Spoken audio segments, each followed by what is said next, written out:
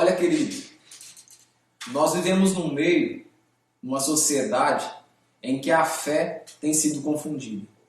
E eu quero aqui aproveitar uns minutinhos para trazer uma fé com responsabilidade para a sua vida, para o seu coração, para a sua fé, para a sua vida diária.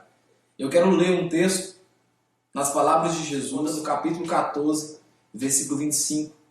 Jesus aqui está dando uma admoestação à multidão que quer converter em discípulos de Jesus. E aí, dentro desse contexto aqui, Jesus faz algumas observações que eu quero trabalhar com você. Olha o que diz lá em Lucas 14, 25. Grandes multidões o acompanhavam, e ele voltando lhe disse: se alguém vem a mim e não aborrece a seu pai, e mãe, e mulher, e filhos, e irmãs, e ainda sua própria vida, não pode ser meu discípulo, não pode ser meu seguidor. E qualquer que não toma a sua cruz e vier após mim, não pode ser meu discípulo. Aí agora entra a parte, eu quero trabalhar com você acerca de uma fé que gera uma responsabilidade.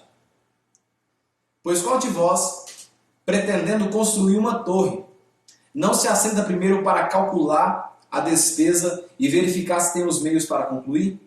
Para não suceder que, tendo lançado os alicerces e não podendo acabar, todos que a virem zombem dele, dizendo: este homem começou a construir e não pôde acabar.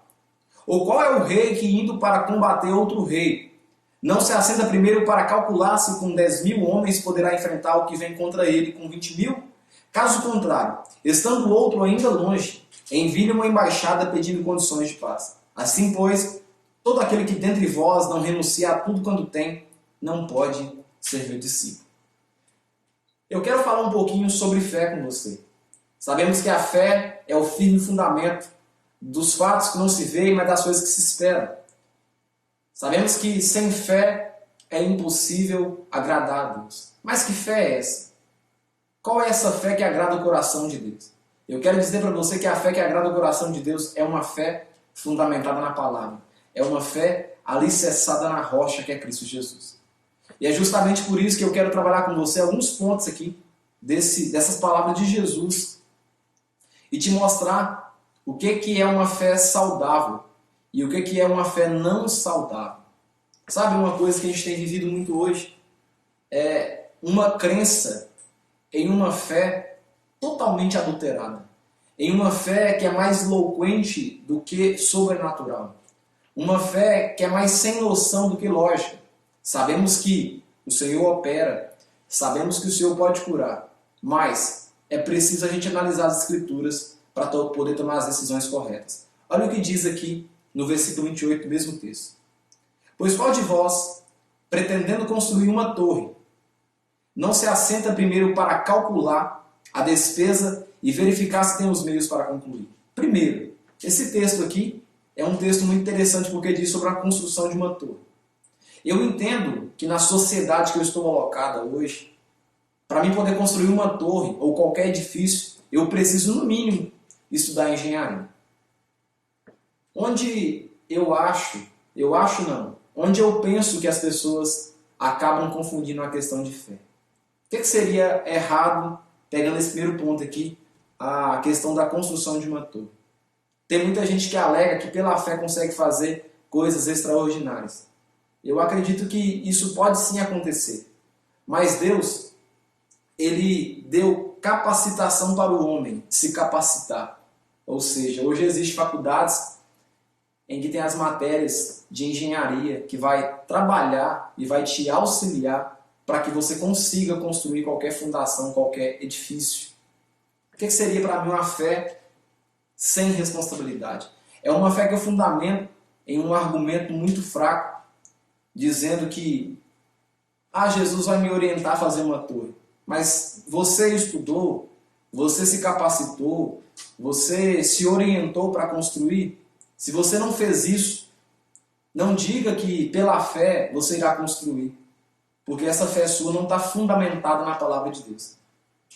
Outro ponto que eu aprendo aqui nesse texto: pois qual de vós, pretendendo construir uma torre, não se assenta primeiro para calcular a despesa e verificar se tem os meios para concluir? A segunda coisa: se eu sou esse engenheiro, se eu sou essa pessoa capacitada e formada. Eu não posso usar de argumento de fé que eu vou começar algo, e aí pelo fato de eu começar, Cristo vai me abençoar, vai acontecer uma situação que eu vou, sabe, alavancar sozinho. Eu posso começar porque pela minha fé eu tenho certeza que Deus vai me abençoar. O texto aqui diz para primeiro a gente calcular as despesas e verificar se tem os meios para eu poder concluir. Sabe por quê?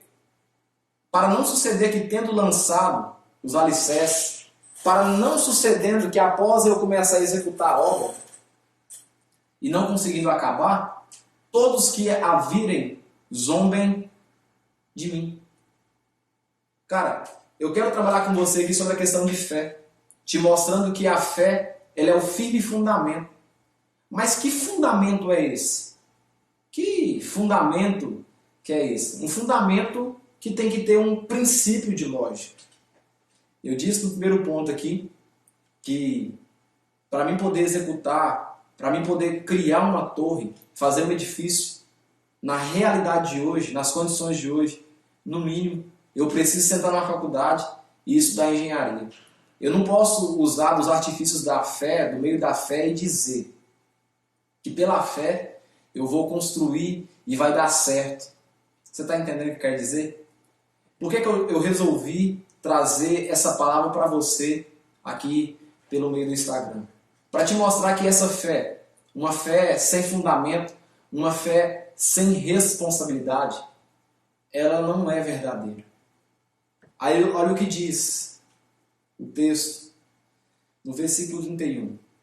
Ou, qual é o rei que indo para combater outro rei não se assenta primeiro para calcular se 10.000 homens poderá enfrentar o que vem contra ele com 20.000? Caso contrário, estando o outro ainda longe, envia-lhe uma embaixada pedindo condições de paz. Qual que é o rei que vai usar do argumento de fé? Eu tenho fé que vou vencer essa batalha, tendo 10.000 homens lutando contra 20.000. Se esse rei pega esses 10.000 homens que estão debaixo do seu poderio e põe para lutar contra outros 20.000 homens, dizendo que pela fé ele irá vencer. Esse argumento ele é muito fraco, muito falho. Esse argumento ele só serve se tiver direção de Deus no negócio. Esse argumento só serve se for palavra de Deus para você fazer aquilo. Mas se for palavra sua, palavra do seu raciocínio, palavra do seu intelecto, pode ter certeza que é uma fé sem responsabilidade. Outro texto também que me mostra sobre a questão de uma fé que gera responsabilidade em mim, é em Mateus capítulo 25, versículo 1, que diz o seguinte: é a parábola das 10 virgens. Essa parábola das 10 virgens aqui é uma parábola muito usada para a volta de Jesus. Mas, como eu estou trabalhando com você na ótica da fé, te mostrando uma fé saudável, te mostrando uma fé com responsabilidade, eu quero fazer outras aplicações no texto aqui para que você seja edificado por meio dessa palavra, mais embasado na fé. Olha o que diz Mateus capítulo 25, versículo 1. Então, o reino dos céus será semelhante a 10 virgens, que tomando as suas lâmpadas, saíram a encontrar-se com o noivo. Então, presta atenção. São 10 virgens. E elas vão sair para se encontrar com um noivo. Versículo 2. 5 dentre elas eram nécias e 5 prudentes. A palavra nécias significa também imprudente. Então, 5 são imprudentes, mais 5 são prudentes, totalizando 10. Versículo 3. As nécias ou as imprudentes, ao tomarem as suas lâmpadas, não levaram azeite consigo.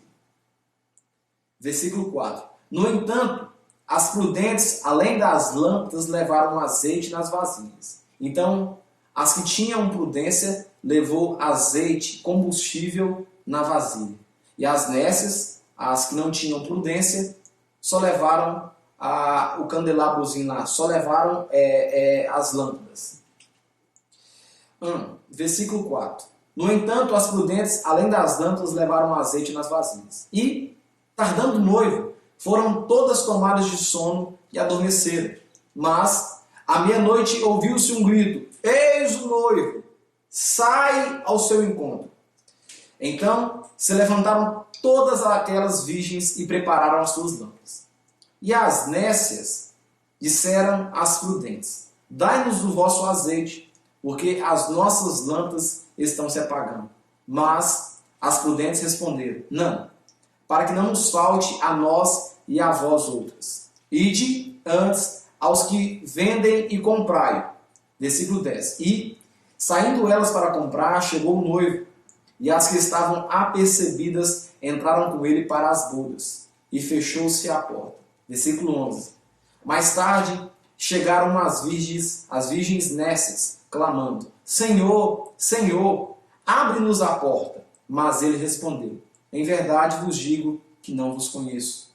Vigiai, pois, porque não sabeis o dia e nem a hora. Sabemos que esse texto aqui é um texto usado para pregar sobre a vida de Jesus. Mas como eu te disse, eu quero trabalhar sobre fé. Olha que interessante. Qual que é a fé saudável? A fé saudável é aquela fé que gera responsabilidade. 10 mulheres, 10 virgens saem ao encontro do noivo.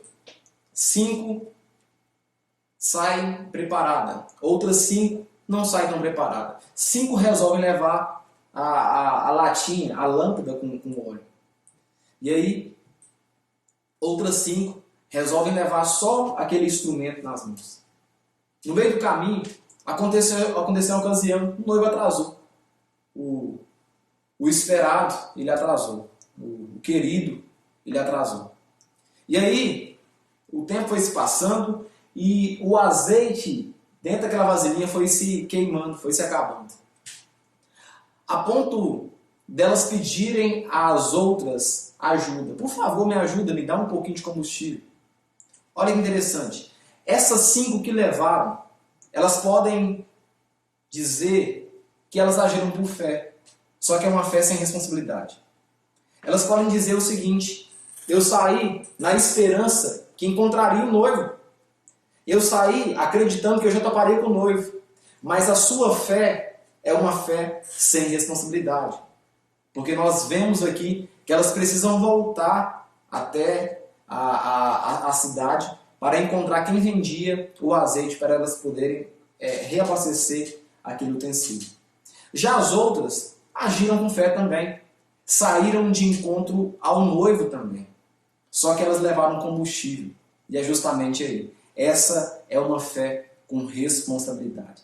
Sabe, querido, você precisa agir, você precisa pensar, você precisa rever em uma fé com responsabilidade. Se uma doença nos acomete, nós acreditamos que o nosso Deus ele é poderoso para curar, nós acreditamos que o nosso Deus ele é o médico dos médicos, sabemos muito bem disso, não temos dúvida disso. Mas é preciso que dentro da minha realidade eu faça como as 5 mulheres virgens que foram prudentes. No caso aqui, elas levaram uma reserva.